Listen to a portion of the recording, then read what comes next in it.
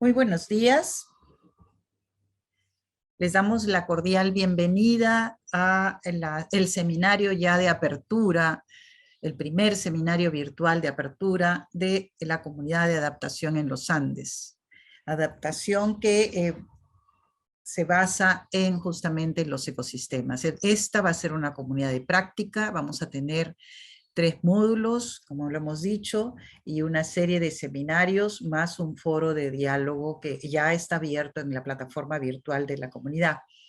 El primer seminario que estamos trabajando el día de hoy es el seminario sobre los ecosistemas andinos, sus servicios y estrategias de adaptación.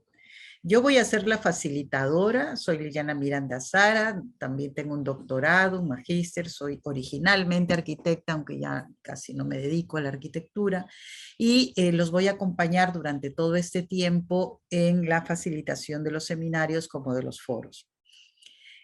Para recordarles nada más sobre la presentación que hicimos en el lanzamiento de la COP, hay 3 módulos. El módulo 1 es ecosistemas andinos, sus servicios y estrategias de adaptación. El módulo 2, los impactos, adaptación, vulnerabilidad y estrategias de adaptación. Y el módulo 3, salvaguardas, opciones de política y gobernanza inclusiva. Este módulo que empieza hoy con este seminario, en realidad ya estamos en pleno curso del mismo, va a trabajar el tema de las interacciones entre las actividades humanas, los ecosistemas andinos y el cambio climático, y las estrategias de protección, conservación, restauración y aprovechamiento sostenible en cuanto a recursos hídricos, agroecología y agroforestería. Tenemos varias preguntas de base: cómo interactúan las actividades humanas con los ecosistemas andinos, se disturban o impactan los patrones y procesos ecológicos por los seres humanos, cómo la fragmentación, el tamaño de los espacios verdes y espejos de agua, sea bofedales, ríos, glaciales, afectan su biodiversidad, su capacidad de regeneración o su habilidad de proveer servicios ecosistémicos. ¿Qué estrategias de protección, conservación, restauración, aprovechamiento sostenible que impliquen la adaptación de los ecosistemas andinos al cambio climático se proponen y que muestra resultados positivos? ¿Están reconstruyendo nuestra relación contra la naturaleza? Estas son preguntas motivadoras que esperamos que podamos ir resolviendo durante las 2 semanas de este primer módulo. Y bueno, la agenda del día de hoy del seminario está, digamos, acompañada de 3 expertos, personajes importantes en la academia, pero también en la experiencia y en el campo, de parte tanto de las universidades como ONGs, como del Estado, trabajando en los países andinos para adaptarse. Mariana Vale nos va a hablar de la contribución de la adaptación basada en ecosistemas a la resiliencia climática. Manuel Peralbo va a plantear él pone en su presentación construcción de nuestra relación con la naturaleza desde el nivel local, y Beatriz Fuentealba va a trabajar el tema de la conservación y recuperación de ecosistemas de montaña en los Andes. Vamos a tener, espero, 2 rondas de preguntas y comentarios. Vayan preparándolas mientras se desarrollan las presentaciones. Vamos a tener las 3 presentaciones, cada una de 12 minutos al hilo, y después de eso haríamos las rondas de preguntas y comentarios, y al cierre del seminario les vamos a invitar a tener una foto grupal y que abran sus videos, su foto, para poder verlos en cámara. Entonces, paso directamente a presentarles entonces a Mariana, nuestra primera expositora. Mientras ella va presentando, colocando su presentación en la pantalla, quiero presentarles a Mariana Vale, que es profesora de Ecología en la Universidad Federal de Río de Janeiro, la UFRJ, tiene un doctorado en Ecología por la Universidad de Duke de Estados Unidos, un máster en Biología de la Conservación por la Universidad de Columbia de Estados Unidos y una licenciatura en Biología por la UFRJ. Es miembro del Panel Intergubernamental de Cambio Climático y la Plataforma Intergubernamental Científico-Normativa sobre Diversidad Biológica y Servicios de los Ecosistemas, IPES. Es coordinadora de la subred de biodiversidad de Redeclima del Ministerio de Ciencia y Tecnología del Brasil, y miembro del Consejo Consultivo del Instituto Nacional de Ciencia y Tecnología en Ecología, Evolución y Conservación de la Biodiversidad. Su investigación se centra en la biogeografía de la conservación, especialmente en el cambio climático, la biodiversidad y los servicios de los ecosistemas y la prevención de pandemia en los trópicos. Entonces, damos el uso de la palabra a Mariana y somos todo oídos. Muchas gracias, Liliana. Bueno, ¿cómo me escuchan bien? ¿Sí? Sí, te escuchamos. Bien.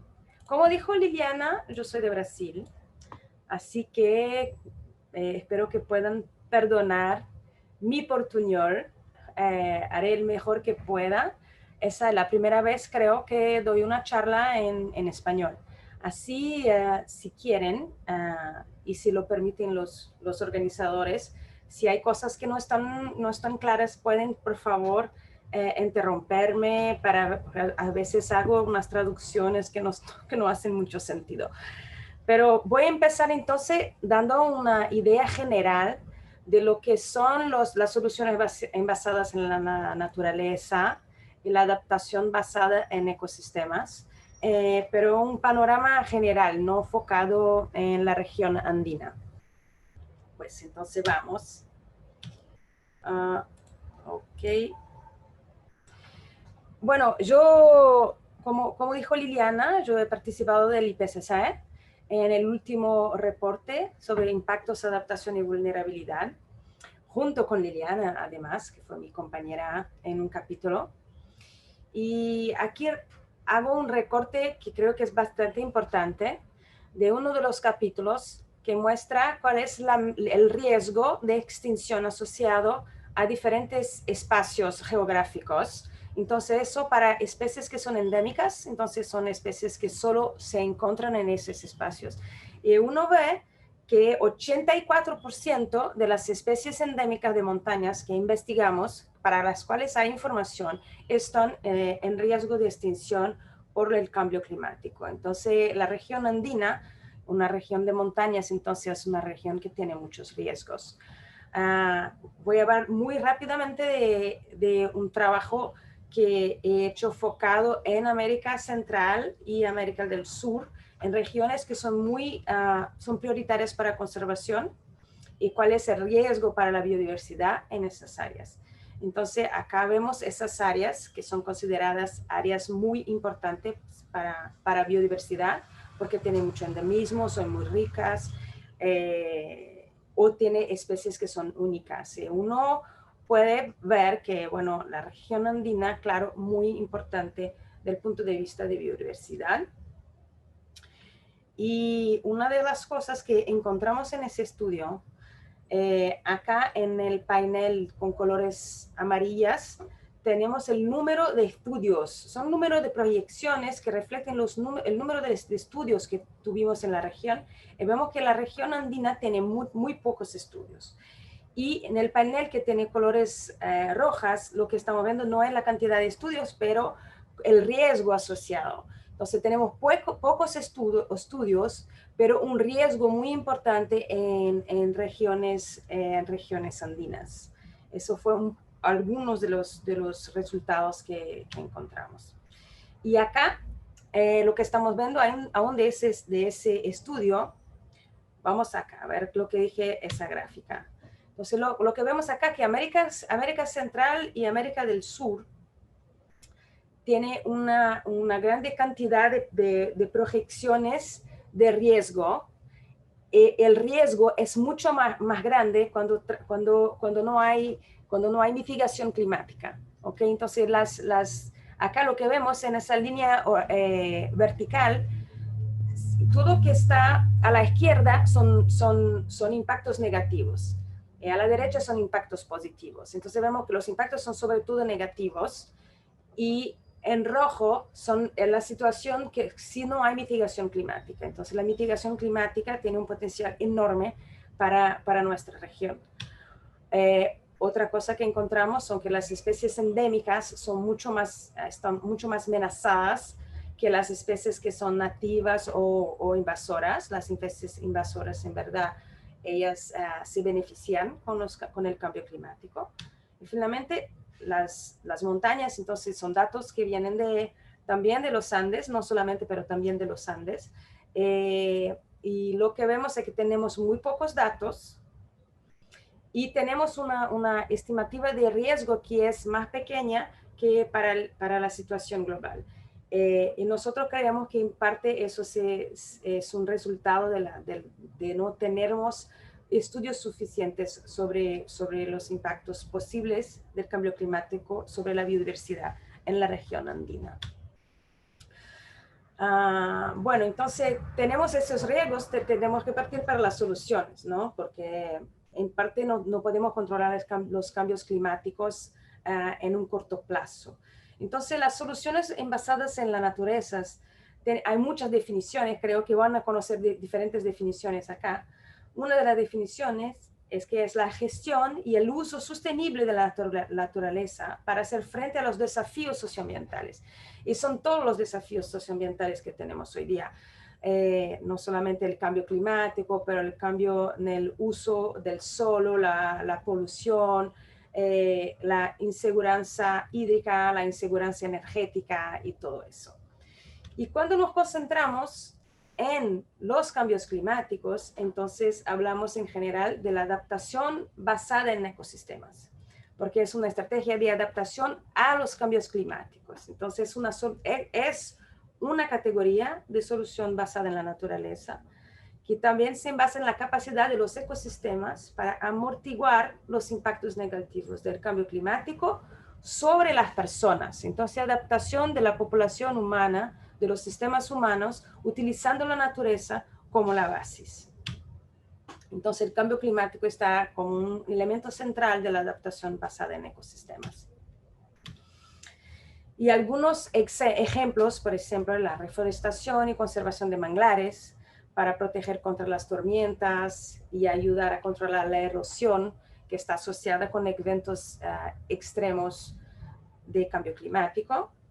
Por ejemplo, la siembra directa en la paja, no sé si así se dice en español, para mantener la fertilidad del suelo y conservar la agua. O, por ejemplo, la reforestación utilizando especies nativas para la regulación del clima y la conservación del agua. Entonces, siempre buscando los servicios que los ecosistemas proveen para las personas. Y hicimos un trabajo que salió ese año, muy recientemente, que es sobre justamente las soluciones basadas en la naturaleza, lo cuánto pueden contribuir. Porque hay muchos, se habla mucho de las soluciones basadas en la naturaleza y también de la adaptación basada en los ecosistemas, pero hay pocos estudios que avalían su efectividad. Y esa es una crítica que uno escucha con frecuencia. Entonces, hicimos una revisión de la literatura para ver lo que nos dice los estudios que tenemos. Los artículos científicos nosotros los categorizamos en 3 vías de desarrollo.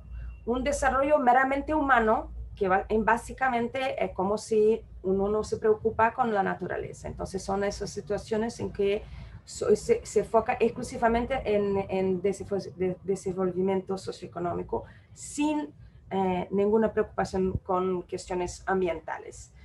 La vía de huella reducida sería un medio término, entonces es una situación que enfoca bastante en el desarrollo humano, pero con con algunas acciones para reducir la huella ecológica. Y finalmente, aquellas vías de desarrollo que son soluciones basadas en la naturaleza. Y lo que encontramos fue el siguiente. Entonces, acá, esas son las categorías que yo hablé, ¿ok? Pero en inglés, ¿qué está en inglés el estudio?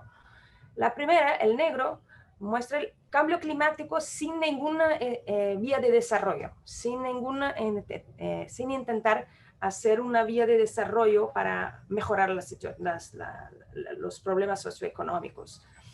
Y lo que vemos aquí también, entonces lo que está abajo de la línea horizontal en 0 son efectos negativos y que está arriba de la línea son efectos positivos. Y vemos claramente una gradación de ninguna acción es la situación peor, una acción enfocada en el desarrollo humano apenas reduce el impacto, pero el impacto se reduce más aún cuando tiene una huella reducida, y tenemos impactos positivos cuando son vías de desarrollo que son basados en soluciones basadas en la naturaleza. Bueno, y hicimos eso también para los diferentes servicios ecosistémicos. Entonces, de un lado vemos con muy grande cambio climático acima de 2 grados, y poco cambio climático, aquel que llega hacia 2 grados. ¿Okay? En las columnas vemos esos cambio climático sin ninguna acción en las 3 acciones que hablamos. Entonces, pido que miren cambio climático, nature-based solutions, la solución basada en la naturaleza. Entonces, acá son servicios de provisión. Lo que vemos aquí son 3 servicios: provisión de comida, de materiales y provisión de agua. Vemos que las soluciones basadas en la naturaleza tienen impactos positivos, que son los azules, ¿ok? Cuando tenemos bajo cambio climático, pero cuando con grande cambio climático se reduce la capacidad de las soluciones de reducir el impacto, pero aún reduce el impacto si comparado, por ejemplo, con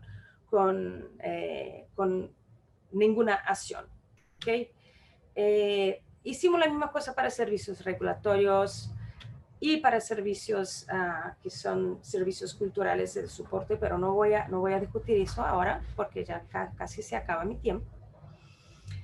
Y bueno, entonces lo que concluimos con eso es que la adaptación basada en el ecosistema tiene un potencial enorme, de reducir los impactos negativos del cambio climático sobre no solamente la biodiversidad, pero sobre todo sobre los servicios que la naturaleza presta a las personas.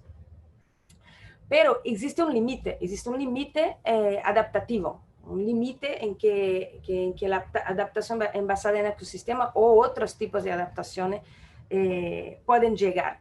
Y ese límite se da por la cantidad de cambio climático que tendremos. Entonces, la adaptación tiene que ser trabajada junto con la mitigación climática, es decir, reduciendo el calentamiento global a través de una reducción de emisiones, más grande secuestro de carbono.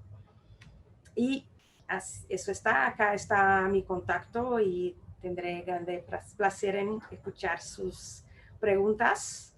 Y más una vez, perdón por mi portuñol un poco torpe. Gracias. Excelente, Mariana. Muy bien, por lo menos, bueno, yo no sé si ya estoy acostumbrada a tu portuñol, pero te he entendido perfectamente todo. Vamos a pasar directamente a la presentación de Manuel. Manuel es geógrafo con especialidad en el estudio de sistemas socioambientales, modelamiento ambiental para soporte de toma de decisiones y articulación de herramientas de gestión sostenible del territorio en procesos de gobernanza ambiental a múltiples escalas. Tiene 20 años de experiencia trabajando en la región andina en iniciativas de investigación e implementación de acciones de manejo sostenible de la tierra, planificación de uso del suelo, monitoreo socioambiental, conservación y restauración de ecosistemas en un contexto de cambio climático. Es ingeniero geógrafo de la Escuela Politécnica del Ejército de Ecuador, máster en Geografía y Estudios Ambientales en la Universidad de Texas de Estados Unidos. Actualmente es coordinador de programas en CONDESAN y coordinador nacional del proyecto de neutralidad de degradación de la tierra en Ecuador. Manuel, tienes 12 minutos. Muchas gracias, Liliana. Buenos días con todos y todas.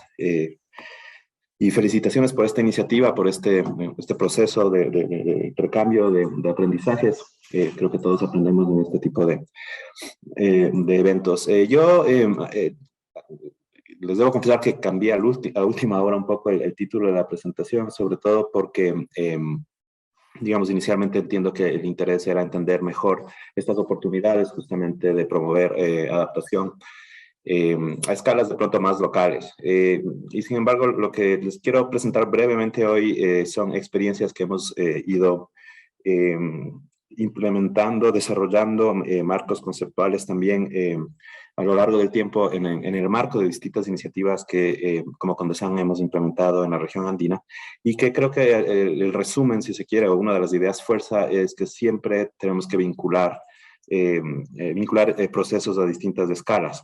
Eso a veces complejiza un poco, evidentemente, los procesos, pero al final del día representa una estrategia de sostenibilidad, una estrategia que busca que estos procesos más locales adquieran cierto nivel de robustez frente a cambios políticos, cambios en el contexto de financiamiento, etcétera, ¿no? Entonces, como estamos hablando de procesos a largo plazo, estamos hablando de la necesidad de desarrollar capacidades a nivel local.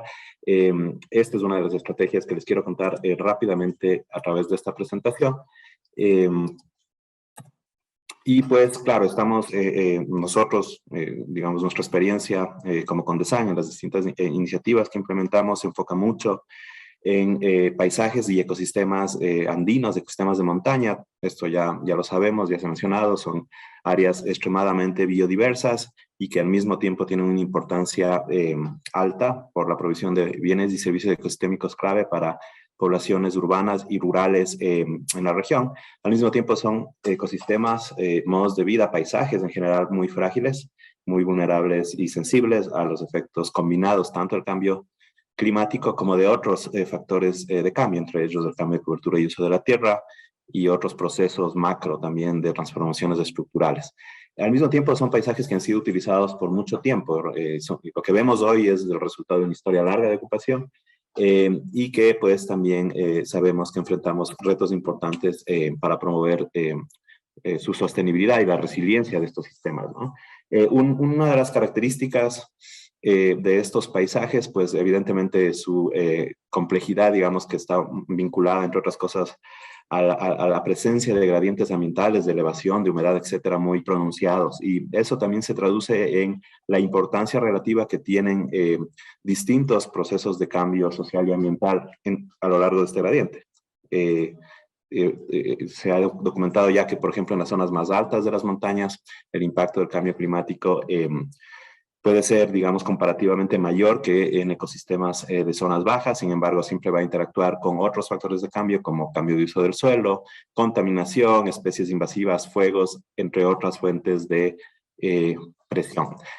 Evidentemente, nuestros paisajes andinos, y aquí tengo un ejemplo específico para Ecuador, siguen presentando otro tipo de retos para la sostenibilidad más vinculados, ¿no es cierto?, a patrones sociales y económicos macro. Uno de estos, por ejemplo, es la persistencia, ¿no?, de una brecha entre zonas urbanas y zonas rurales en distintos índices de desarrollo. Como sea que midamos pobreza o desarrollo, siempre vamos a observar esa brecha que persiste en el tiempo, a pesar de que en algunos casos las tendencias, digamos, a nivel de país combinadas pueden mejorar en términos de desarrollo, pero se mantienen esas brechas en zonas urbanas y rurales y especialmente en zonas de montaña. Adicionalmente, cuando hablamos de respuestas frente a los retos del cambio ambiental, a sus impactos, siempre también tenemos que pensar un poco en, ¿no es cierto?, la naturaleza de esas respuestas. En la presentación anterior vimos que un componente básico y muy importante de esas respuestas precisamente utiliza principios ecosistémicos, ¿verdad? Trabajar con la naturaleza para poder responder de manera más efectiva a estos retos. Sin embargo, aquí el punto un poco de esta diapositiva es que siempre cuando hablamos de vulnerabilidad, ya sea de ecosistemas, de modos de vida o de socioecosistemas, combinado de ambos, los contextos de vulnerabilidad de esos sistemas combinados son más amplios, ¿verdad? Y tienen que ver con procesos estructurales subyacentes justamente, ¿no?, vinculados, por ejemplo, a sesgos en la política pública, procesos históricos también de falta de atención, por ejemplo, a servicios básicos, de educación, salud, etcétera. Desde eso hasta un contexto específico en las montañas de riesgos, ¿no es cierto?, naturales, o un contexto bastante agudo de riesgos naturales, etcétera. Entonces, siempre, digamos, es útil ubicar estas respuestas basadas en ecosistemas, este trabajo hacia mejorar la resiliencia climática en un contexto más amplio, ¿no es cierto?, de mejorar la resiliencia de estos ecosistemas. Y una parte importante de eso tiene que ver, ya se ha mencionado, justamente con la forma en la cual utilizamos estos paisajes. Justamente entendemos la importancia de estos paisajes como proveedores de agua, de carbono, claves para el mantenimiento de la biodiversidad, y sabemos que al final del día la forma en la que utilizamos estos paisajes influencia, ¿no?, en estas dinámicas. Mucho de lo que hablamos tiene que ver con justamente promover sistemas de uso del suelo más amigables con la provisión de estos bienes y servicios ecosistémicos, y a que al mismo tiempo nos permitan alcanzar objetivos económicos, sociales a nivel local, ¿no? Entonces, siempre buscamos de alguna forma, digamos, gráfico es básicamente lo mismo de una forma más esquemática. De alguna manera, ¿no es cierto?, lo que nos interesa es justamente, como dice el título, reconstruir esta relación ambiente-sociedad a nivel de paisaje. Las opciones que tenemos siempre han estado un poco ahí. Creo que lo que estamos viendo como trabajo a futuro y como enfoques que cada vez están siendo más y más utilizados es este enfoque de paisaje que busca integrar objetivos de producción sostenible, de restauración de funcionalidad ecosistémica y de conservación de remanentes de ecosistemas en una sola visión de paisaje. Entender cuáles son los objetivos que pueden tener distintos actores a distintas escalas, por supuesto, e intentar, ¿no es cierto?, buscar sinergias y también minimizar los inevitables conflictos que existen entre esos objetivos de gestión territorial. En ese sentido, creo que un elemento clave es, o son los sistemas de gobernanza multinivel, ahí viene el tema de múltiples escalas, digamos que son los que de alguna manera estructuran estas interacciones entre actores de las comunidades locales, del mercado, de la academia, de la sociedad civil, etcétera.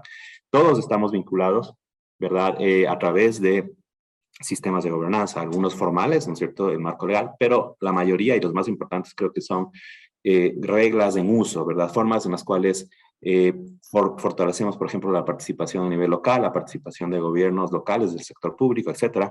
Y esos sistemas de gobernanza son como que un poco la pega, si quiere, que permite que estas prácticas de manejo sostenible de la tierra tengan una oportunidad a largo plazo de permanecer. Esta visión, ¿no?, de socioecosistemas, de sistemas socioecológicos, incorpora este componente específico, ¿no?, de sistemas de gobernanza en este análisis, ¿no es cierto?, más amplio de cómo los actores a nivel local toman decisiones de uso de recursos, uso del suelo, ¿no? Entonces, el corazón de estos enfoques básicamente parte de ese entendimiento, ¿no?, de que, por un lado, por supuesto, necesitamos conocer cómo funcionan los ecosistemas, cuál es el impacto de los sistemas de uso del suelo sobre su función o estructura, pero al mismo tiempo tenemos que vincular todas esas decisiones a estas relaciones, ¿verdad?, de los actores locales con actores a otras escalas. Brevemente, esto es un caso de estudio que les voy a presentar sobre un trabajo que hemos hecho aquí en los Andes noroccidentales en Ecuador. Esto que estamos viendo ahí es el municipio de Quito. Y en esta zona, ahí en amarillo, esa es una asociación, una mancomunidad, se llama acá, de parroquias, de gobiernos locales, que viene desde el 2014 trabajando en justamente promover objetivos de gestión sostenible del territorio. Es una zona bastante biodiversa, es la transición entre el Chocó andino y los Andes tropicales, que son dos hotspots globales de biodiversidad. Una zona muy biodiversa, altos niveles de endemismo y al mismo tiempo altos niveles de amenaza, ¿no?, a los ecosistemas por los diversos factores que les he mencionado: cambio climático, cambio de cobertura y uso de la tierra. Aquí vemos un mapa de deforestación acumulado en 25 años. Pueden ver que es un paisaje muy activo, ¿verdad?, en cuanto a cambios de cobertura y uso de la tierra. Esos polígonos en rojo son deforestación, los polígonos en verde son bosques. Y al mismo tiempo un lugar en donde hay muchas iniciativas de gestión territorial sostenible. Aquí podemos ver desde iniciativas privadas, reservas privadas, hasta sistemas, ¿no?, de conservación y uso sostenible del suelo de los municipios, de los gobiernos locales, del gobierno nacional, corredores ecológicos del oso andino, distintas figuras. Es un paisaje institucional de gestión territorial muy complejo, un mosaico, que de hecho se traslapa, ¿no?, en sus diversas modalidades. Al mismo tiempo, vemos que es una zona donde hay varias amenazas. Esta es una amenaza adicional, son concesiones mineras, que pues plantean retos, ¿no es cierto?, desde la perspectiva de sostenibilidad a futuro de uso del suelo en estas zonas. Un frente de trabajo en este paisaje ha sido justamente trabajar con esta asociación de parroquias, de gobiernos locales, para intentar fortalecer un proceso de gobernanza de mesoescala, le hemos llamado, que básicamente lo que busca es ser como una bisagra, ¿verdad?, entre justamente el trabajo y las agendas de instituciones, actores que están trabajando a escalas de pronto mayores, pero que tienen puntos comunes de agenda. Entonces, un vínculo entre esas agendas de trabajo y las necesidades y las agendas de trabajo e intereses de actores más locales, desde productores individuales, asociaciones y otros actores, ¿no es cierto?, que están operando en este paisaje. Entonces, el trabajo con la mancomunidad, en este caso, ha sido justamente una manera de, como les decía, encontrar esa especie de pega, si se quiere, del proceso, que facilite, por ejemplo, entre otras cosas, trabajar a nivel muy local. Esto es una finca con este enfoque, ¿no?, de intensificación sostenible, restauración y conservación a nivel de finca. Evidentemente, claro, esto es un trabajo de hormiga, un proceso de muy largo plazo que busca eventualmente gatillar una transición en el paisaje, pero que de alguna manera lo que busca es ilustrar, ¿verdad?, que los sistemas tradicionales, locales, pueden de alguna manera empezar a incorporar elementos de sostenibilidad que los vuelven también más resilientes frente al cambio climático y a los shocks económicos, sociales, etcétera, que estos paisajes experimentan. Y este otro frente de trabajo que para nosotros ha sido clave es trabajar a nivel de fortalecimiento de redes, entre ellas redes de jóvenes a nivel local, que buscan dar un canal justamente a intereses, ¿no?, de las nuevas generaciones de vincularse a procesos de sostenibilidad en contextos bien difíciles, ¿no?, de ausencia de oportunidades locales, de carencia de servicios, de educación, etcétera, que ya les había mencionado. Entonces, trabajar con estos procesos locales de fortalecimiento del tejido social es clave justamente para darle un pie, ¿no es cierto?, de largo plazo a estos procesos de gestión territorial sostenible. Hemos trabajado en muchos otros frentes, en este especial ejemplo y en otros a través de varias iniciativas en los países andinos, y yo quedo más bien a las órdenes para darles cualquier información adicional que puedan tener. Gracias. Muchísimas gracias, Manuel. Tenemos unos excelentes expositores y que además respetan muy bien el tiempo. Estamos muy bien organizados. Y voy directamente a presentar a Beatriz para poder dejar espacio a los participantes para poder debatir tan interesantes propuestas y temas y conceptos que nos están compartiendo. Beatriz Fuentealba es bióloga de la Universidad Nacional Agraria de La Molina, en Perú. Tiene una maestría en restauración ecológica y el doctorado en manejo integral de paisajes, ambos grados obtenidos en la Universidad Autónoma de México.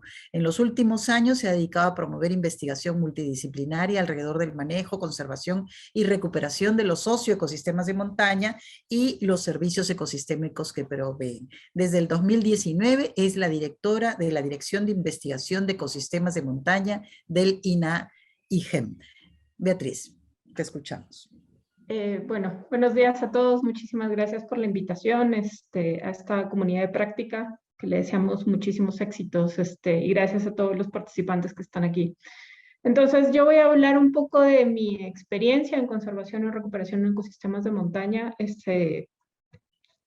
Por temas de tiempo, voy a ser muy general en los conceptos que quiero compartir, pero, bueno, digamos, básicamente empecemos con la idea de paisajes andinos. Creo que todos trabajamos en estos ambientes, pero siempre es importante recordar que estamos ante un paisaje único, ¿no? Aquí tiene una pequeña muestra de cómo en una pequeña área podemos encontrar grandes parches y gran diversidad en cuanto a los ecosistemas que se muestran y gradientes de temperatura, humedad.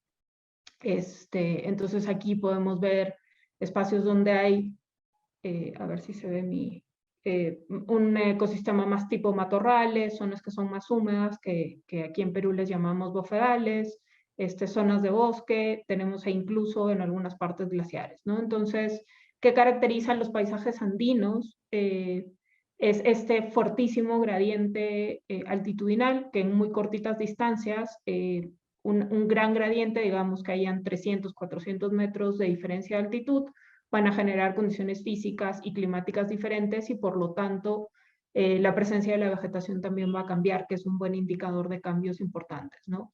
Además hay que recordar que latitudinalmente la cordillera de los Andes representa un gradiente de humedad muy importante. Entonces tenemos la zona del Ecuador que es mucho más húmeda con incluso 2 periodos de lluvia durante el año, mientras más al sur estamos, los periodos de estiaje son mucho más largos y la precipitación es menor, ¿no? Sabemos, por ejemplo, que en Chile, en el centro de Chile, ya hace años están con una gran sequía y los episodios de precipitación van cambiando, ¿no? Además, tenemos la particularidad de que, a diferencia de otras regiones de montaña, la presencia humana en estos paisajes ha sido desde hace cientos de años, por lo menos 1000 años, ¿no? Y seguramente mucho más. Entonces, mucho del paisaje que vemos ahora, hay gente que le dice paisaje cultural, ha sido moldeado por los pobladores de estas zonas. En esta foto que les estoy compartiendo, inmediatamente ustedes pueden ver la presencia de ganado, ¿no? Que por lo menos en Perú en estas épocas, creo que en todos los países andinos, es la clara presencia de manejo humano, sin contar con zonas agrícolas, que son las partes más bajas, ¿no? Entonces, todo esto hace que cuando hablamos de estrategias de conservación y en particular cuando hablamos de restauración, son condiciones sitio específicas, es decir, es difícil que una experiencia que ocurre en un sitio se pueda replicar exactamente igual en otro lugar, porque el contexto ecológico, biofísico cambia y particularmente el contexto social cambia. Un pequeño recordatorio que cuando hablamos de ecosistemas de montaña hablamos de una gran diversidad. En este caso yo me estoy centrando en los ecosistemas andinos de la vertiente occidental que se orientan hacia el Pacífico. Los de la vertiente oriental también son ecosistemas de montaña, estamos dominados por bosques que en esta parte le llamamos yungas o bosques o selva alta. No estoy hablando de ese tipo de ejemplos, estamos hablando de las zonas más andinas de Occidente. Y tenemos zonas de bosques, tenemos matorrales, tenemos zonas de pastizales que son las de mayor extensión, mayor uso, mayor presencia, y tenemos zonas de bofedales o humedales altoandinos, ¿no? Incluyendo además también las lagunas, que son obviamente no solamente fuentes de agua, sino también ecosistemas acuáticos. Entonces, cuando hablamos de conservación, nuestro ejemplo emblemático es los bosques andinos, ¿no? En este caso, que son de los más representativos en general en Sudamérica, son bosques dominados por el género Polylepis de este tipo. Las especies de Polylepis van a cambiar a lo largo de los países, pero tenemos desde Venezuela hasta Argentina diferentes especies de bosques de Polylepis, y en general todos son bosques relicto.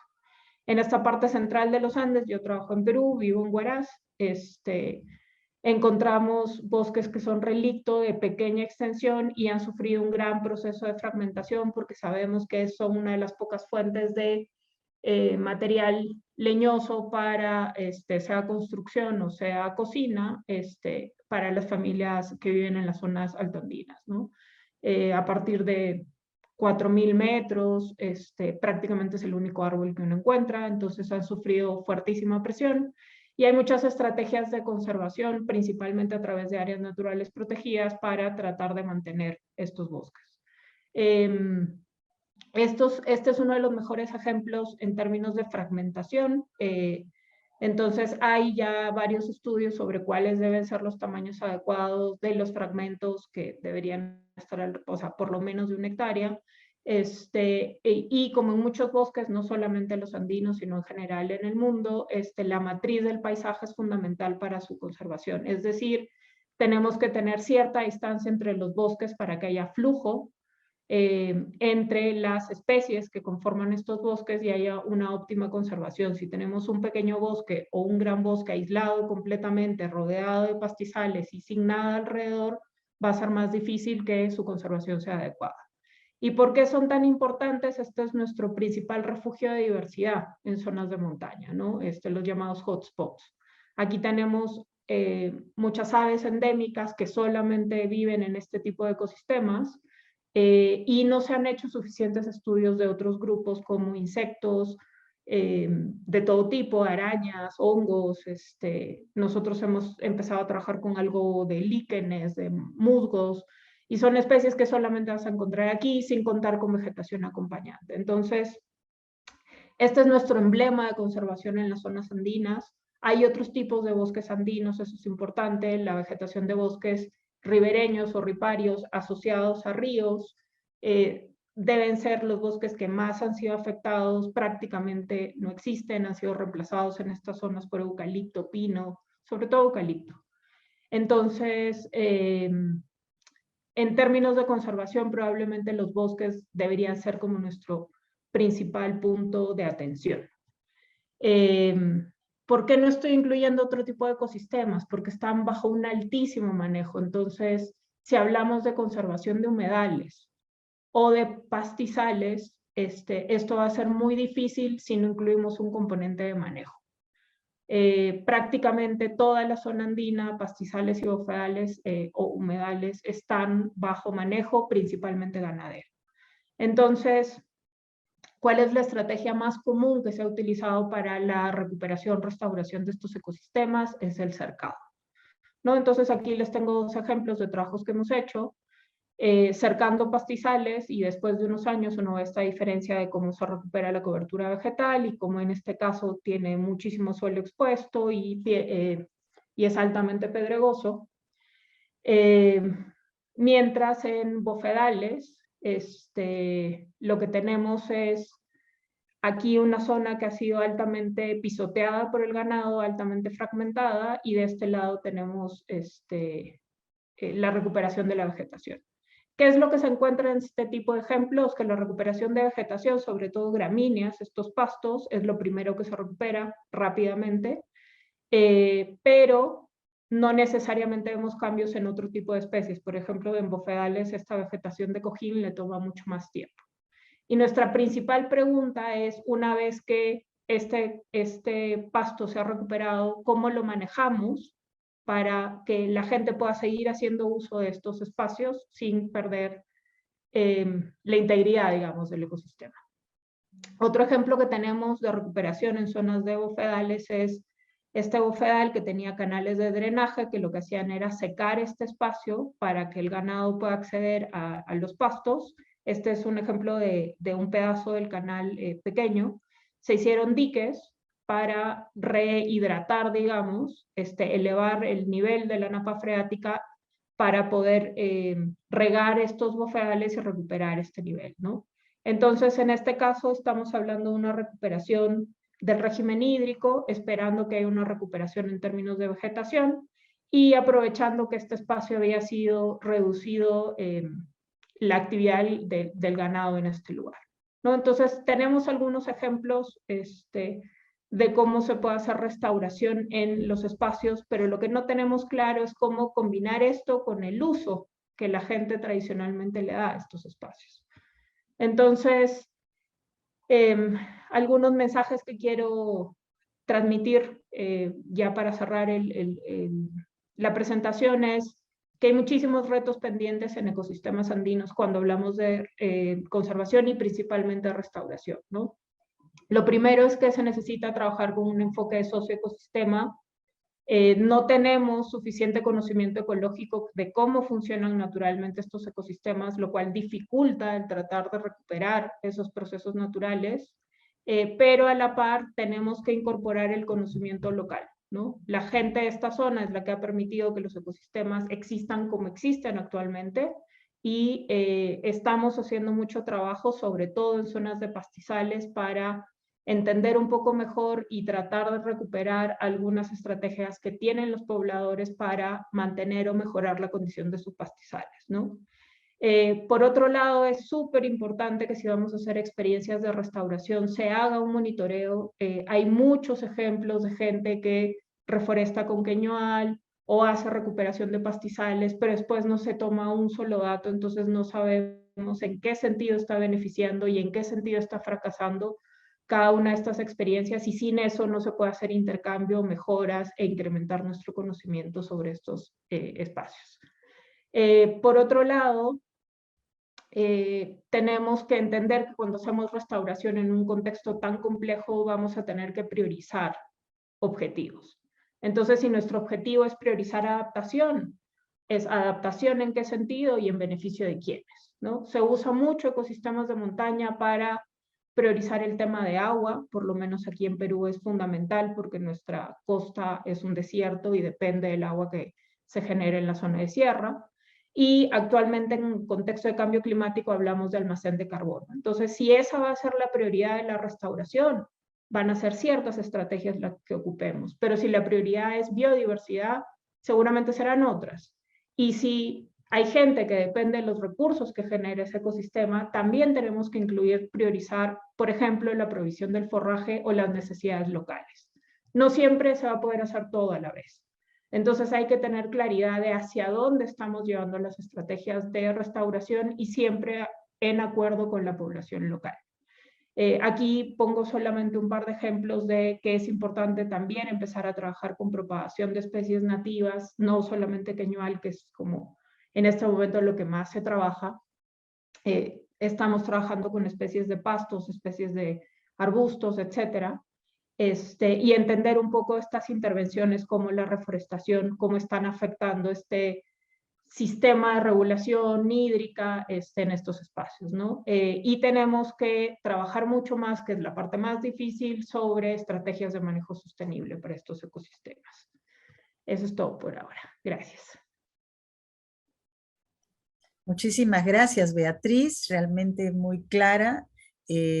Tenemos entonces toda una interesantísima gama de proyectos y de investigaciones y propuestas compartidas, pero nos está diciendo, bueno, Mariana nos ha dicho que donde hay más riesgo es donde hay menos investigación, que justamente son los Andes, y que de las 3 propuestas que planteaba, las soluciones basadas en la naturaleza, la adaptación basada en ecosistemas, es una de las que mejores resultados puede dar, sin descuidar la mitigación. Manuel nos está diciendo que es muy importante el trabajo desde lo local, multinivel, pero también lo local, y fortalecer ese trabajo local con las comunidades, con los gobiernos locales, incluso desde el tamaño de la chacra, ahí mismo, ¿no es cierto? Pero nos da esperanza, porque se están haciendo cosas allí en el Chocó, en la zona de Quito, y trae el concepto de paisaje, ¿no? Y bueno, Beatriz nos está dando ejemplos muy claros de cómo están en este momento restaurando y protegiendo ecosistemas en la zona de Huaraz. El Callejón de Huaylas para Perú es tan importante y nos trae el concepto del paisaje cultural, ¿no es cierto? Y cómo hacer para romper esta lógica de fragmentación y de tremenda afectación que incluso dan las actividades de la ganadería insostenible. Entonces, ahora lo que nos toca es abrir la cancha para las preguntas. No sé si tienen ustedes preguntas. Es el momento de ustedes, los participantes, para poder dialogar con nuestros expositores antes de que se nos vaya el tiempo. Efectivamente, las ponencias han sido muy interesantes. Coincido con varios. Estoy leyendo ahora el chat. Pero no veo preguntas. Amigos,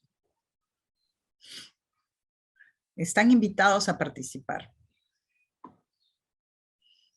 Buenos días, soy Felicia Contreras de Venezuela. Tengo una curiosidad porque por lo menos mi familia vive cerca de un páramo en el Táchira, páramo El Zumbador, y quería preguntar si estos ecosistemas donde nunca en la vida se ha hecho un intento de recuperación, en algún momento son recuperables. O sea, lo que pasa es que veo que tengo años viendo siempre que por lo menos en épocas de lluvia, el ganado pisotea demasiado, incluso lugares que yo antes veía con mucha pendiente, el estar permanentemente, que nunca le dan descanso a estos ecosistemas, pues las pendientes ya como que han disminuido y yo a veces veo que eso es difícil de recuperar. Gracias, Felicia. Existen preguntas también que se pueden escribir en el chat. Vamos a recibir unas 3 o 4 para que pueda haber una ronda de respuestas compartida. Acá hay una que voy a leer. Buenos días. Un instante, voy a leer una pregunta. ¿Cómo podemos lograr insistir en lo de monitoreo de las experiencias de reforestación? ¿Cómo se debería abordar esta problemática de falta de monitoreo? Y hay otra consulta sobre cómo se debería actuar por un uso del espacio luego de una restauración. Sandra, brevemente, a ver. Buenos días. Quería realizar un comentario desde Bolivia, Potosí.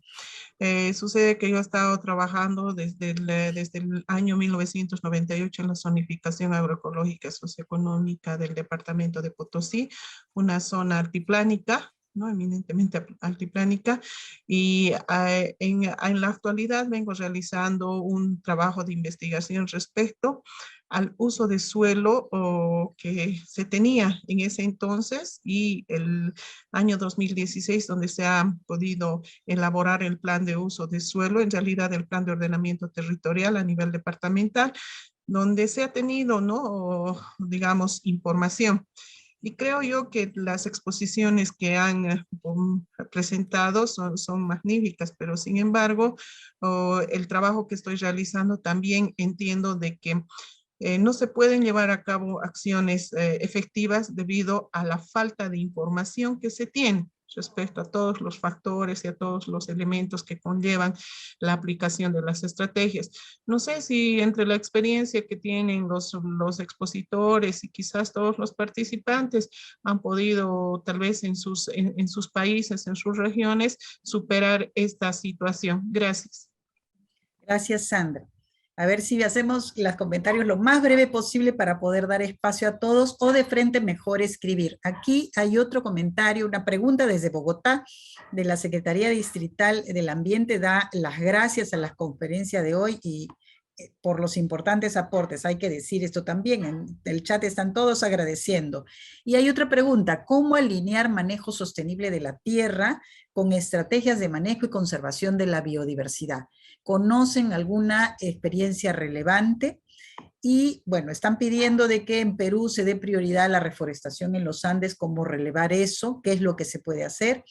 ¿Y qué metodologías nos podrían compartir, supongo, ¿no? Para monitorear, reportar la contribución de las acciones de restauración en adaptación y los co-beneficios de mitigación que estas pueden ser incluidas en los NAP y NDC.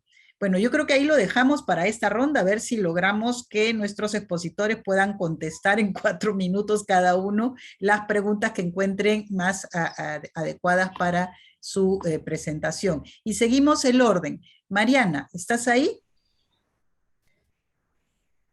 Opa, sí, estoy Ya acá, pero la mayoría de las preguntas tienen que ver con la región andina, entonces creo que mis colegas son más calificados para responder. Entonces les voy a dar el tiempo. Gracias. Listo. Manuel.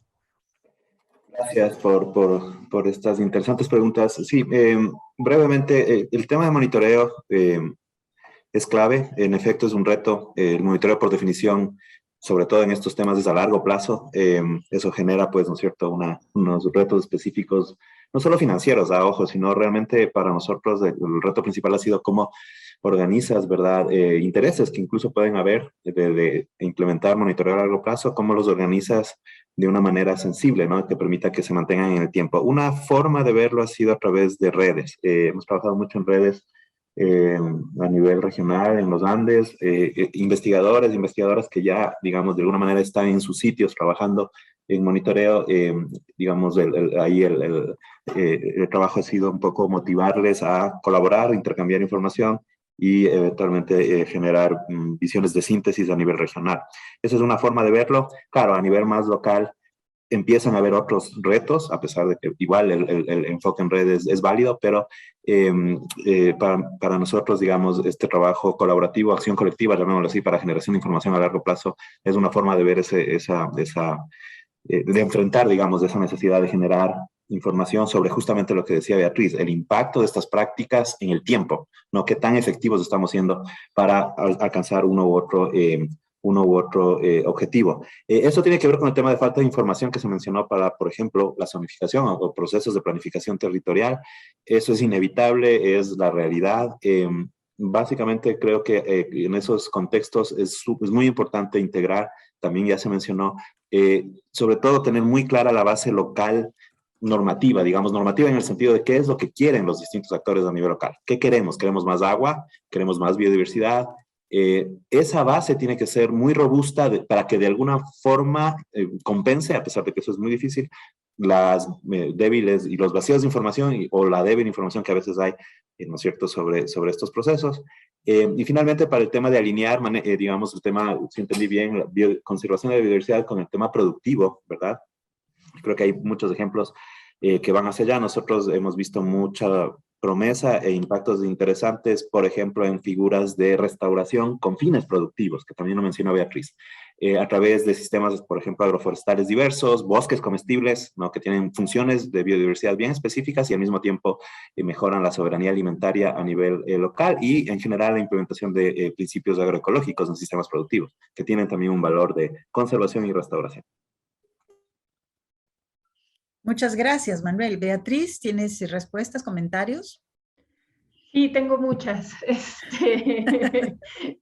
Ok, no, muchísimas gracias por las preguntas, siempre súper interesante, ¿no? Entonces, yo creo que aquí hay que rescatar la visión andina del manejo y el uso de la tierra, ¿no? Y es una visión de paisaje. Entonces, voy a empezar por esta pregunta que dice si conocemos experiencias donde se combine manejo, conservación y demás. Y los intentos de experiencias que yo conozco siempre parten de comunidades y el manejo de su territorio, que es de donde sale la idea de la zonificación ecológico-económica, ¿no?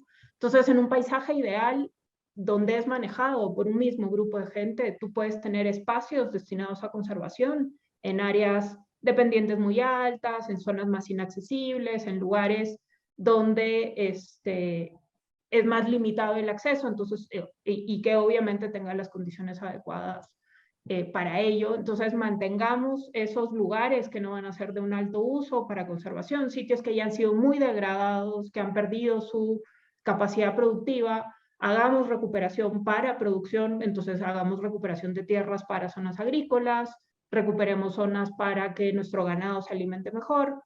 Y este tipo de lógicas combina muy bien con las comunidades que todavía mantienen ese nexo con la naturaleza y que es la forma en que ellos ven el paisaje, ¿no? Ellos no ven solamente la casa y el lugar en el que viven, sino todo el territorio, y creo que a partir de ahí tenemos muchísimo que aprender y promover dentro de las comunidades, ¿no? Entonces, hablan de este problema, por ejemplo, en páramos, que pueden ser muy degradados. Y ahí nuevamente, si es que la gente, la zona andina en la que yo conozco, tradicionalmente el pastoreo es rotacional. No se dejan los animales siempre en el mismo lugar, sino que se usan según las épocas del año. Y cuando uno ya empieza a ver que el ganado se queda siempre en el mismo sitio, es que ha habido una ruptura de esa forma de manejo tradicional y o se ha reducido la cantidad de tierra, de territorio que pueden utilizar para el ganado, ¿no? Entonces ahí hay que entender desde dónde viene el problema para tratar de ayudar a dejar descansos, y esos páramos, siempre y cuando no estén sujetos a un proceso de, por ejemplo, por cambio climático hay menor precipitación o se está perdiendo agua o siempre hay posibilidades de que eso se recupere. Pueden ser procesos más largos o más lentos, y por eso decía, depende de las condiciones del sitio, pero estrategias de recuperación hay. Por otro lado, el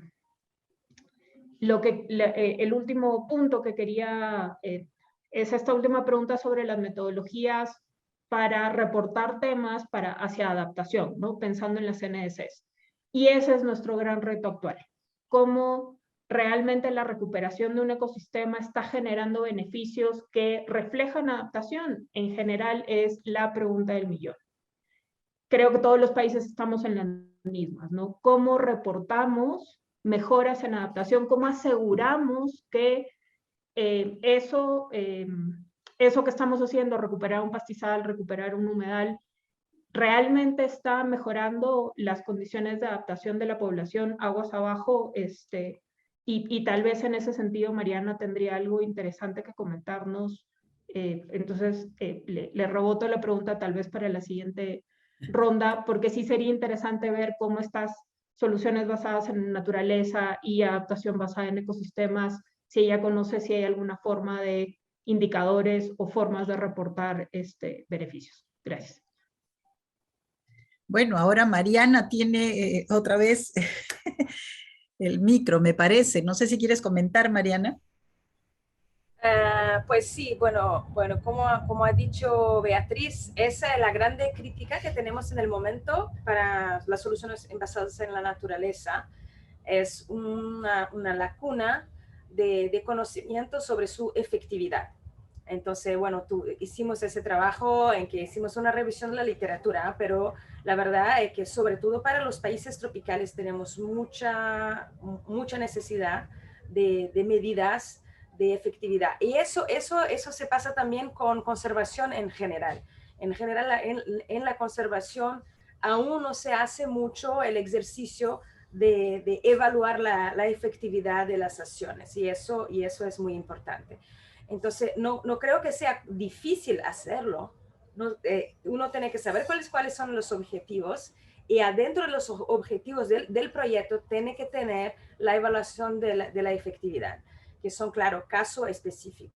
Entonces, creo que es más una cuestión de poner eso en la agenda, es una cuestión urgente, creo, como ha dicho Beatriz. Bueno, yo quisiera también hablar un poquito rápidamente de esa pregunta, cómo alinear manejo sostenible de la tierra con estrategias de manejo y conservación de la biodiversidad. Lo que quiero decir es que las soluciones basadas en la naturaleza y específicamente la adaptación basada en ecosistemas casi siempre tienen como co-beneficio la conservación de la biodiversidad. Es muy raro que no tengan, porque el problema para la biodiversidad del cambio climático no es tanto el cambio climático, pero sobre todo los paisajes que son extremadamente antropizados, que disminuyen mucho la capacidad de la biodiversidad de responder a eso. Eso es lo que realmente torna la situación muy grave. Entonces, todas las estrategias que implican en restauración de paisajes aumenta invariablemente, pero por lo menos teóricamente, aumenta la resiliencia de la biodiversidad. Entonces, bueno, la adaptación basada en ecosistemas está enfocada en los servicios para las personas, pero como beneficio siempre tiene, o casi siempre tiene, una implicación para la conservación de la biodiversidad, y muchas veces también como beneficio la mitigación climática, porque hay muchas acciones que implican en reducción de emisiones también. Muchas gracias, Mariana. Bueno, ahora tenemos otro buen grupo de preguntas. Tenemos una audiencia realmente muy interesante, con experiencias propias, ¿no? Hay una persona, por ejemplo, de Venezuela, que comenta de que a través de una organización comunitaria se excluyeron áreas de pastoreo en humedales, y en efecto hubo una buena recuperación de los mismos. Lo no tan bueno es que este ganado retirado de los humedales cercados se fue a otros humedales, aumentando la carga animal y en consecuencia aumentando su nivel de degradación, ¿no? Y también ahí es la preocupación, ¿no? ¿Qué estrategia se puede implementar para evitar las consecuencias negativas de esta experiencia? Y creo que ya varios de los que nuestros panelistas han respondido un poco, pero por si quieren alguno comentar también al respecto, porque no habían mencionado esta pregunta, la dejo ahí. Luego hay un comentario sobre la cultura y la idiosincrasia de nuestros pueblos andinos, que es similar, que lamentablemente los cambios negativos vienen de externos, dice, de transnacionales, que buscan multiplicar la producción de alimentos, no con interés social de mitigar el hambre, sino de generar riquezas, causando daños a los ecosistemas y a la dinámica de vida de sus habitantes. Otro comentario nos dice que a nivel de pisos ecológicos vemos que cada día están en cambio, por escasez de agua, la extensión urbana, el cambio climático. ¿Qué acciones podemos hacer en zonas andinas desde los 2.000 a 3.000 metros sobre el nivel del mar en la Cordillera Negra, debido a que en estas zonas la presencia de bosques es escasa, limitada o condicionada por el recurso hídrico? También tenemos la pregunta de Sandra Patricia Montoya, que dice: ¿qué instrumentos económicos han desarrollado en sus países para lograr el desarrollo de procesos sustentables a largo plazo que faciliten y promuevan el desarrollo de programas de gran escala para la restauración y conservación de ecosistemas? Ajá. Esto lo vamos a conversar mucho, espero yo, en el foro también, porque queremos saber si hay este tipo de sistemas económicos. Pero bueno, aquí empecemos a conversarlo también. Hay otra gran agradecimiento, pero hay una pregunta directa a Manuel Peralbo que pregunta ¿cómo lograron fortalecer las redes de jóvenes? ¿Cómo lograron comprometer a la sociedad? Y pregunta también Franco Yacila, ¿cómo podría abordarse el hecho de que en muchas regiones andinas se realiza la ganadería rotacional, pero sucede mientras hay la intervención de un proyecto que brinda asistencia? Sin embargo, al término de los mismos, la población vuelve a implementar técnicas que dañan el forraje. ¿Cómo abordar este problema? Ay, ay, ay.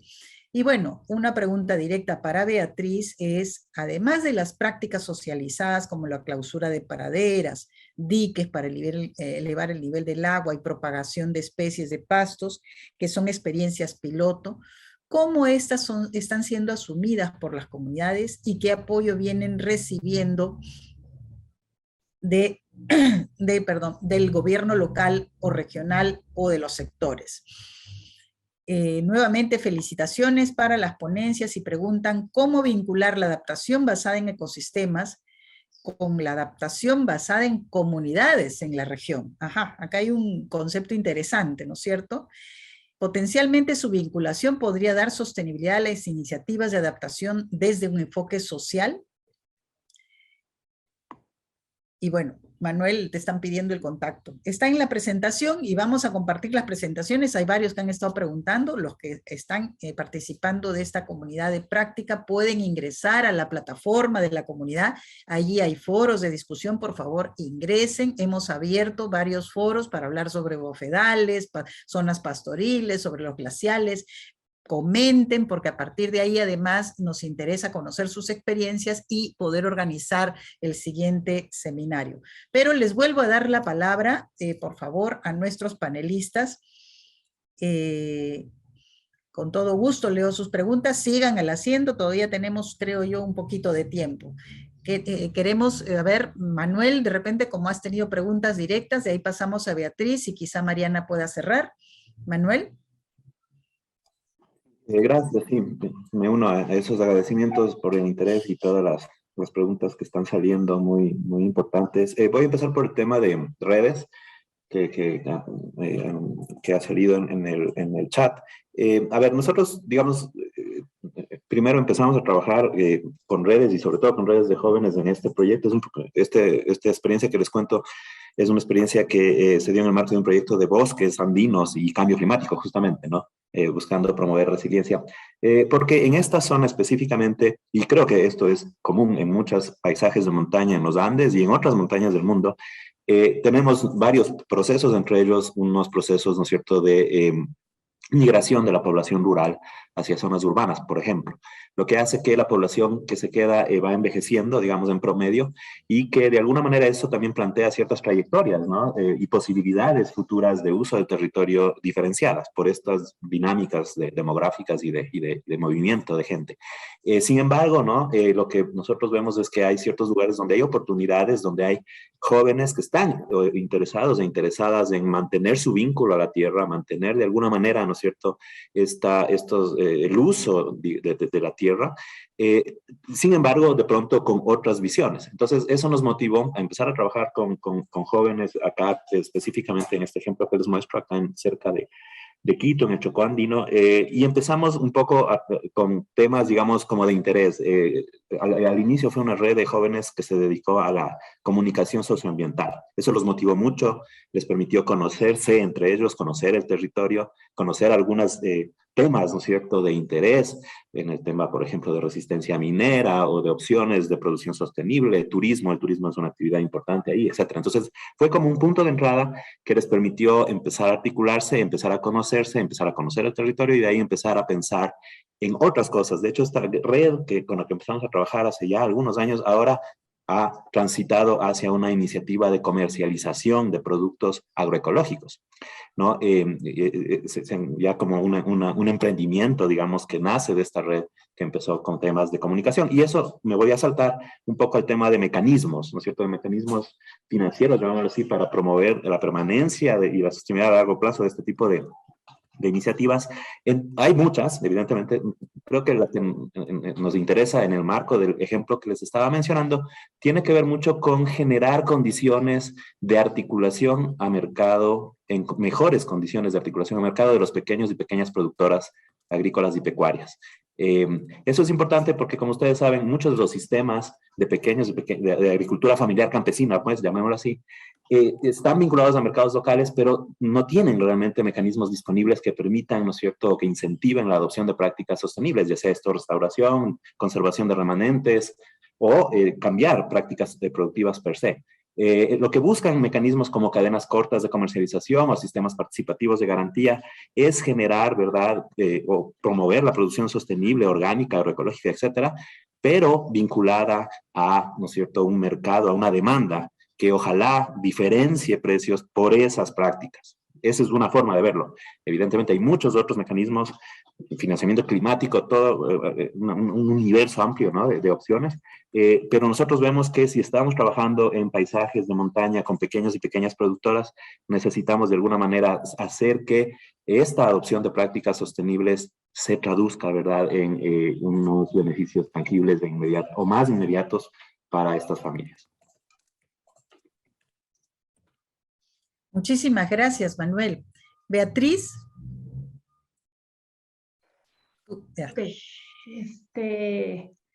Ok, voy a empezar con lo más sencillo y después a ver si logro reflejar lo que estoy pensando. Sobre esta pregunta dirigida al trabajo de INAIGEM, les aclaro, el INAIGEM somos un Instituto Nacional de Investigación en ecosistemas de montaña y glaciares. Entonces, nuestra labor es generar investigación que esperamos que a mediano plazo se conviertan en propuestas claras que permitan mejorar la gestión, digamos, de los ecosistemas de montaña en el país. Todavía no llegamos a eso, somos una institución joven, tenemos 6 años, entonces estos procesos de investigación toman tiempo, entonces la respuesta corta es que todavía no estamos teniendo un rol activo de injerencia en comunidades, ¿no? Seguimos trabajando con pilotos. Y eso lo quería ligar con, recordé una pregunta de la ronda anterior sobre estos temas de monitoreo, y uno de los problemas que tenemos en nuestros países son cómo estamos manejando los indicadores de éxito de reforestación y de varias intervenciones que hacemos, ¿no? Entonces, en la mayoría de países, las señales de éxito es el número de plantas sembradas o el número de hectáreas reforestadas. ¿Qué pasa después con esa reforestación?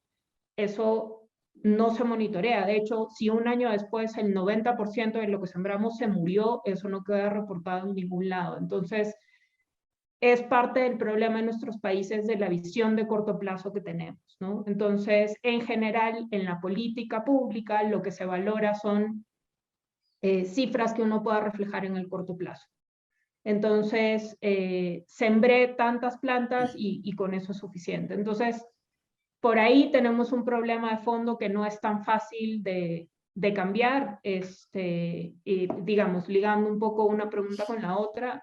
Y pensando en toda esta ronda de preguntas y de temas de fondo, todos sabemos que aquí en el fondo tenemos un problema de modelo de desarrollo económico, ¿no? ¿Qué es lo que queremos?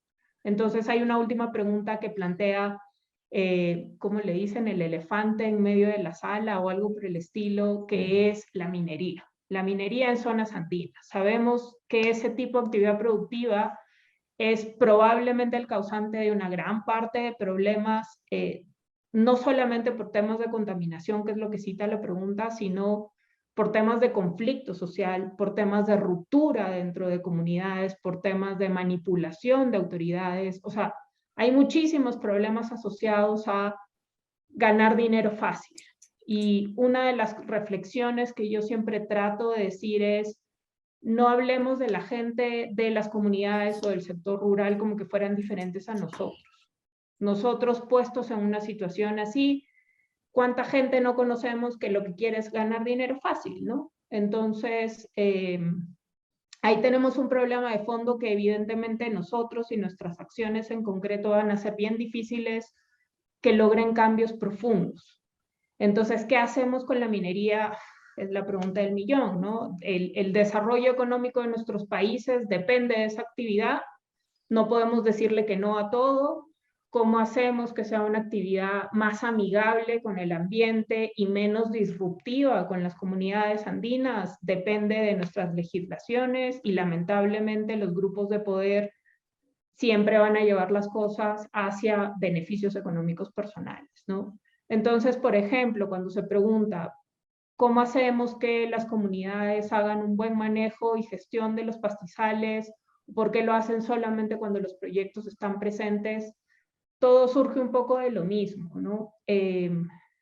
Ya decía Manuel que actualmente las comunidades y la gente que vive en el campo está migrando a las ciudades y está abandonando el campo, ¿no? Quedan ahora solamente las personas mayores, cada vez las escuelas tienen menos alumnos, y ese es un problema y un reflejo de nuestro modelo económico, ¿no? Entonces, ¿qué incentivos podemos hacer para que la gente se quede en el campo, pero en mejores condiciones de vida? Yo conversaba con un comunero que me decía, a mí me gusta ser ganadero, a mí me gusta vivir en la montaña, pero ¿por qué tengo que pasar frío? ¿Por qué no puedo usar mi celular? ¿Por qué no puedo tener agua potable? Si a mí me dieran esas condiciones, yo me quedo aquí porque a mí me gusta estar aquí.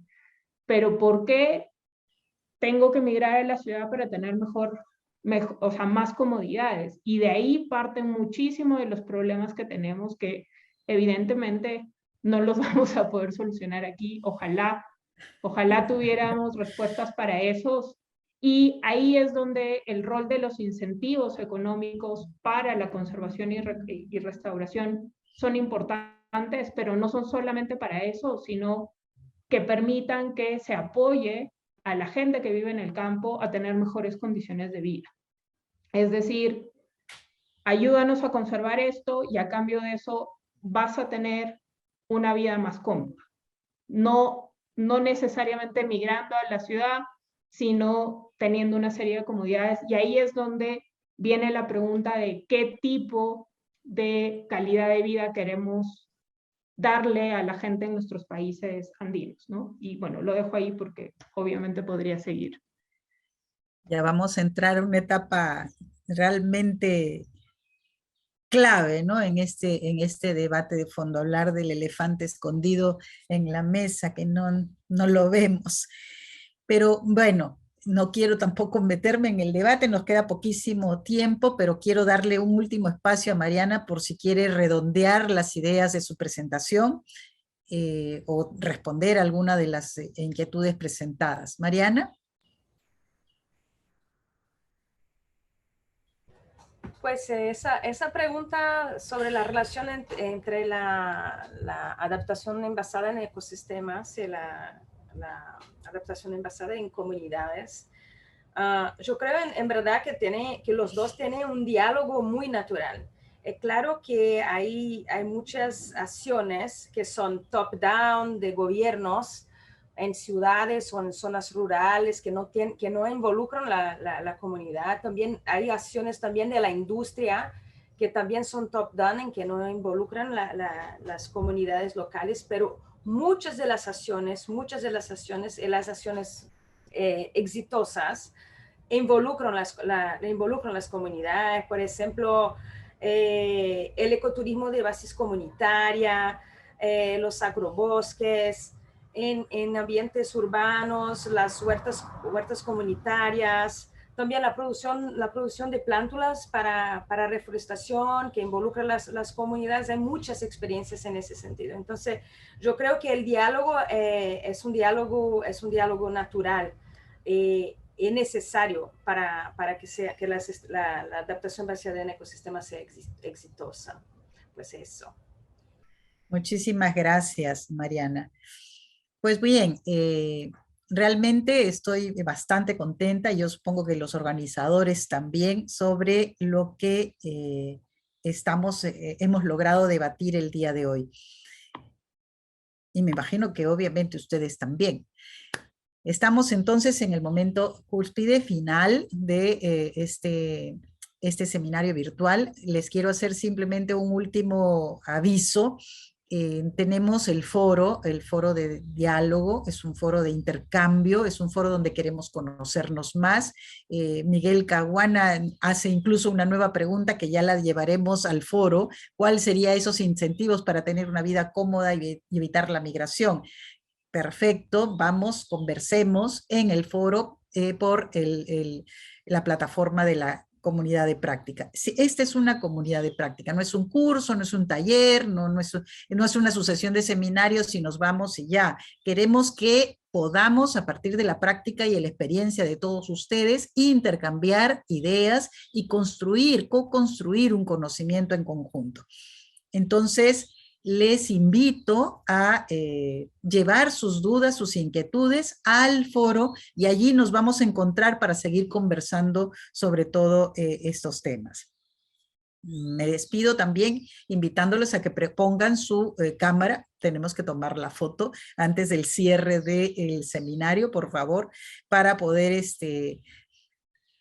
tener el informe. A ver, aquí ya es Denis quien nos estará ayudando. Por favor, no se olviden, pongan su camarita para nuestra fotito final. Muchas gracias, Miguel Caguana. Muchas gracias. Además, creo que levantaste la mano y no te vi. Disculpa.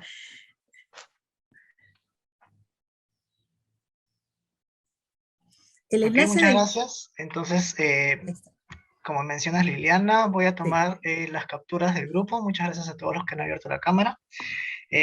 Brevemente una sonrisa, una acá, y tengo dos pantallas de personas que están abriendo sus cámaras. Un segundo porque necesito acomodar otra. Entonces una sonrisa nuevamente, y muchas gracias a todas las personas que nos han acompañado en esta sesión. Muchas gracias nuevamente. El foro lo tienen a partir de entrar a la plataforma. Yo creo que, Denis, tú puedes explicar porque están preguntando cómo entran al foro. Sí, claro, un segundo. Creo que sería bastante más fácil si les puedo compartir pantalla para que puedan visualizar un poco la ruta. Entonces, un segundo, por favor.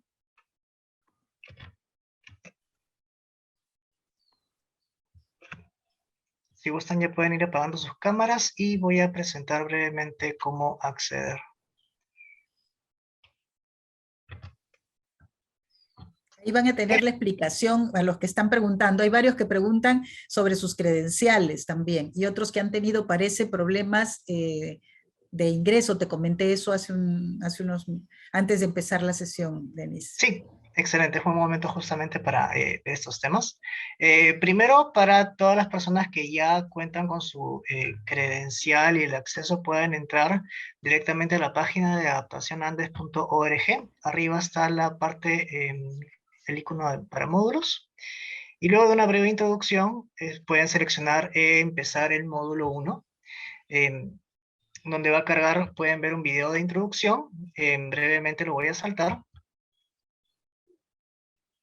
Y acá ya podemos ver el contenido, está el video de presentación, estructura y anuncios. Acá pueden revisar las fechas para los siguientes seminarios virtuales. Tenemos el número 2 el jueves 23 de junio.